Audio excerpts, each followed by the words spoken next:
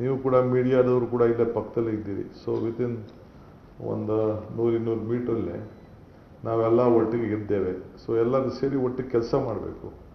ನೀವು ಕೂಡ ನಿಮ್ಮ ಮೇಲೆ ವಿಶ್ವಾಸ ಇದೆ, ನೀವು ಟೀಕೆ ಮಾಡಿ, ಬಟ್ ಸುಮ್ಮನೆ ಯಾವುದಾವುದೋ ವಿಚಾರನ ಗೊತ್ತಿಲ್ಲದೆ ಬರೀ ಸ್ಟೋರೀಸ್ನ ಹೊಸ್ದಾಗಿ ಕ್ರಿಯೇಟ್ ಮಾಡೋದು ಬೇಡ. ರಾಜಕೀಯದ ಸ್ಟೋರೀಸ್ ಎಲ್ಲ ಮಾಡೋದು ಬೇಡ. ನಾವು ತಪ್ಪು ಮಾಡಿಲ್ಲ, ನಮ್ಮ ಸರ್ಕಾರ ತಪ್ಪು ಮಾಡ್ತಾಯಿದೆ ಅಂತಂದರೆ yes, you are most welcome. ನಾನು ಯಾವತ್ತೂ ಕೂಡ ನಿಮ್ಮ ಮಾಧ್ಯಮದವ್ರಿಗೆ ನನ್ನ ಟೀಕೆ ಮಾಡಿದವ್ರು ನಿಮ್ಮನ್ನ ಯಾರು ನಾನು ಕ್ವಶನ್ ಮಾಡಲಿಲ್ಲ. ನಾನು ತಿದ್ದಕ್ಕೆ ಕೇಳ್ತಾ ಇದ್ದೀರಿ ಅಂದ್ಕೊಂಡು ನಾನು ಅದನ್ನು ತಿದ್ಕೊಳ್ಳಿಕ್ಕೆ ಪ್ರಯತ್ನವನ್ನು ಮಾಡಿದ್ದೇನೆ. ಸೊ ಹಂಗೆ I believe in you also, because ನಿಮ್ಮ ಮೇಲೆ ನೀವೇನು ಹೇಳ್ತೀರಿ, ನಿಮ್ಮ ಕಣ್ಣಲ್ಲೇನು, ನಿಮ್ಮ ಕ್ಯಾಮ್ರಾಗಳಲ್ಲಿ ಏನು ತೋರಿಸ್ತೀರಿ, ನಿಮ್ಮ ಟಿ ವಿಗಳಲ್ಲಿ ಏನು ತೋರಿಸ್ತೀರಿ, ನಿಮ್ಮ ಬರವಣಿಗೆಗಳಲ್ಲಿ ತೋರಿಸ್ತೀರಿ, ಅದ್ರ ಬಗ್ಗೆ ಹೆಚ್ಚಿಗೆ ಜನ ಇವತ್ತು ನಂಬ್ಕೊಂಡಿದ್ದಾರೆ. ಸೊ ಅದಕ್ಕೆ ನೀವು ಕೂಡ ನನ್ನ ವಿಶ್ವಾಸಕ್ಕೋಸ್ಕರ ನೀವು ಮಾಡಬೇಕಾದ ಅವಶ್ಯಕತೆ ಇಲ್ಲ, ನಮ್ಮ ಸರ್ಕಾರಕ್ಕೆ ಮಾಡಬೇಕಾದಂಥ ಅವಶ್ಯಕತೆ ಇಲ್ಲ. ನಿಮ್ಮ ಆತ್ಮಸಾಕ್ಷಿ ಕೂಡ ನೀವು ತೆಗೆದುಕೊಳ್ಳೋಂಥ ನಿಮ್ಮ ಬರವಣಿಗೆ, ನೀವು ತೋರಿಸೋಂಥದ್ದು, ನೀವು ಏನೇನು ಸ್ಟೋರಿಗಳನ್ನು ಬಿಂಬಿಸ್ತೀರಿ, ಅದು ನಿಮ್ಮ ಕಾನ್ಫಿಡೆನ್ಸ್ಗೂ ಕೂಡ, ನಿಮ್ಮ ಸೆಲ್ಫ್ ಕಾನ್ಫಿಡೆನ್ಸು ಇರಬೇಕು, ನಿಮ್ಮ ಆತ್ಮಸಾಕ್ಷಿಗೆ ಒಪ್ಪಬೇಕು.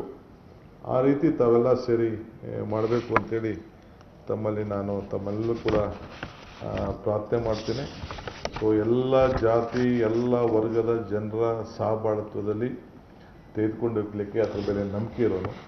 ನನಗೆ ಜಾತಿ ಮೇಲೆ ನಂಬಿಕೆ ಇಲ್ಲ, ಜಾತಿ ಮೇಲೆ, ಧರ್ಮದ ಮೇಲೆ ನಮ್ಮದೇ ಆದಂಥ ವಿಚಾರಧಾರೆಗಳಿರ್ಬೋದು.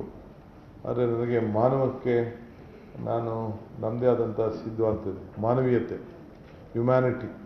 ಸೊ ಮಾನವ ಧರ್ಮ, ಸೊ ಅದರ ಮೇಲೆ ನನಗೆ ಅಪಾರವಾದಂಥ ನಂಬಿಕೆಯನ್ನು ಇಟ್ಕೊಂಡಿರೋನು. ಅದರಲ್ಲಿ ನಾನು ಕೆಲಸವನ್ನು ಮಾಡಿಕೊಂಡು ನಾನು ಹೋಗ್ತೇನೆ. So I request all of you, ಈ ರಾಜ್ಯದ ಜನತೆಗೆ ತಮ್ಮ ಮುಖಾಂತರ ಹೇಳಲಿಕ್ಕೆ ನಾನು ಬಯಸ್ತೇನೆ, ಇದು ನಿಮ್ಮ ಸರ್ಕಾರ, ಜನರು ಕೊಟ್ಟಿರುವಂಥ ಅಧಿಕಾರ. ಈ ಅಧಿಕಾರನ ನಿಮ್ಮ ಸೇವೆಗೆ, ನನ್ನ ಎಲ್ಲ ವೈಯಕ್ತಿಕವಾದ ವಿಚಾರಗಳನ್ನು ಬದಿಗಟ್ಟು ತ್ಯಾಗ ಮಾಡಿ ಈ ರಾಜ್ಯದ ಜನತೆಗೆ ಮುಡುಪಾಗಿಟ್ಕೊಂಡು ಸೇವೆಯನ್ನು ಮಾಡಿಕೊಂಡು ಸಂಕಲ್ಪವನ್ನು ಮಾಡಿ ಈ ಅಧಿಕಾರವನ್ನು ನಾನು ಭಾಳ ಸಂತೋಷದಿಂದ ಇದೊಂದು ಸ್ವೀಕಾರವನ್ನು ಮಾಡಿದ್ದೇನೆ. ಸೊ ಅದಕ್ಕೆ ತಾವು ಕೂಡ ತಮಗೆಲ್ಲ ನನಗೆ ಸಹಕಾರವನ್ನು ಕೊಡಬೇಕು ಅಂಥೇಳಿ ತಮ್ಮಲ್ಲಿ ನಾನು ಪ್ರಾರ್ಥನೆ ಮಾಡ್ತೇನೆ. ಮೊದಲನೇ ಕ್ಯಾಬಿನೆಟ್ಟು ನಡೆಸ್ತೋ ಅನೇಕ ತೀರ್ಮಾನಗಳನ್ನು, ಪಟ್ಟಿ ಭಾಳ ದೊಡ್ಡದಿತ್ತು. ಏನಾದರೂ ಒಂದು ಜನತೆಗೆ ಹೊಸ ಕೊಡುಗೆಗಳನ್ನು ಕೊಡಬೇಕು ಅನ್ನೋದು ತೀರ್ಮಾನ ಮಾಡಿದ್ದೇವೆ. ನನಗೆ ಇದು ಯುಗ, ಇದು ಹೊಸ ಜನ್ರೇಷನ್. ಸೊ ಏನಾಗಬೇಕು, ಅವರ ಸಮಸ್ಯೆ ಏನು ಅನ್ನೋದು ಕೂಡ ದೊಡ್ಡ ಆಲೋಚನೆಯನ್ನು ನಾವು ಮಾಡ್ತಾಯಿದ್ವಿ. ರೈತರ ಬಗ್ಗೆ ಅದಕ್ಕೆ ತಂದೆ ಆದಂಥ ನಾನು ತೀರ್ಮಾನವನ್ನು ತೆಗೆದುಕೊಳ್ತೇನೆ. ಅನೇಕ ರೈತರ ಮುಖಂಡಗಳು, ಶಾಸಕರುಗಳು ಯಾವ ರೀತಿ ನಮ್ಮ ನೀರಾವರಿ ಸಮಸ್ಯೆ ಏನು ಬಗೆಹರಿಸ್ಬೋದು ಅನ್ನೋದು ಏಕಾಏಕಿ ಇಲ್ಲಿ ತೀರ್ಮಾನ ಮಾಡಲಿಕ್ಕೆ ಆಗೋದಿಲ್ಲ. ಸೊ ಎಲ್ಲರೂ ಕೂಡ ಎಕ್ಸ್ಪರ್ಟ್ಸ್ನೆಲ್ಲ ಕರೆದು ಚರ್ಚೆ ಮಾಡಬೇಕಾಗಿದೆ. ಏನಾದ್ರು ಒಂದು ಮಾತು ಕೊಟ್ಟರೆ ಮಾತನ್ನು ಉಳಿಸ್ಕೊಳ್ಬೇಕಾಗ್ತದೆ. ಸುಮ್ಮನೆ ಮಾತು ಕೊಟ್ಟು, ಯಾಕೆ ನಾನೇ ನೋಡಿದ್ದೇನೆ ಬೆಂಗಳೂರು ನಗರದಲ್ಲಿ ಇಂಪ್ಲಿಮೆಂಟ್ ಮಾಡಬೇಕಾದ್ರೆ ಒಂದು ಕಸ ತೆಗೆಯೋಕ್ಕೆ ಕೂಡ 3 ವರ್ಷ, ಅದು ಕೂಡ ಎಷ್ಟು ನನಗೆ ಚಾಲೆಂಜಸ್ ನನ್ನ ಮುಂದೆ ಬಂತು ಅಂತ ಕೂಡ ನನಗೆ ಅನುಭವ ಇದೆ ನನಗೆ. ಸೊ ಹಂಗೆ ಇವತ್ತು ಭಾಳ ದೊಡ್ಡ ಸವಾಲನ್ನು ನಾವು ಎದುರಿಸಬೇಕಾಗ್ತದೆ. ಸೊ ಹಿನ್ನೆಲೆಯಲ್ಲಿ ರೈತರ ಸಮಸ್ಯೆಗೆ ನಮ್ಮ ಪ್ರಯಾರಿಟಿ ಇಟ್ಕೊಂಡಿದ್ದೇವೆ. ಸೊ ನಾನು ಕರೆದು ಕೆಲವನ್ನೆಲ್ಲ ಮಾತಾಡ್ತೀನಿ. ಏಕೆಂದರೆ ಈಗ ಮುಂದೊಂದು ದಿನದಲ್ಲಿ ನಮ್ಮ ರೈತರ ಜನ ವಲಸೆ ಹೋಗೋದನ್ನು ತಪ್ಪಿಸ್ಬೇಕು.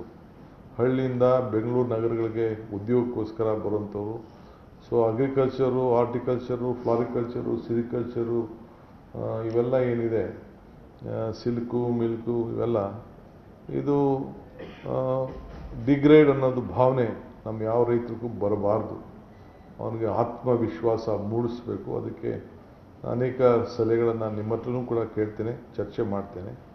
ಸೊ ಮಾಡಿ ಅದ್ರ ಬಗ್ಗೆ ತೀರ್ಮಾನ ಮಾಡ್ತೀವಿ.